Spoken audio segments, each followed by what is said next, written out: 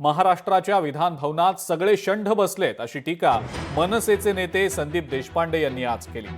विधिमंडळात आयोजित एका कार्यक्रमाचा फलक मराठी भाषेत नसल्याचं पाहून संदीप देशपांडे यांनी मोठा संताप व्यक्त केला।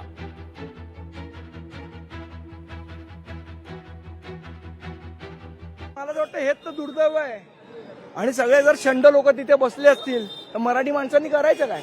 मला वाटतं हेच तर दुर्दैव आहे आणि सगळे जर शंड लोक तिथे बसले असतील तर मराठी माणसांनी करायचं काय? मराठी भाषा शाळेमध्ये सक्ती करण्याचा कायदा सुद्धा आम्ही या विधिमंडळातच केलेला आहे।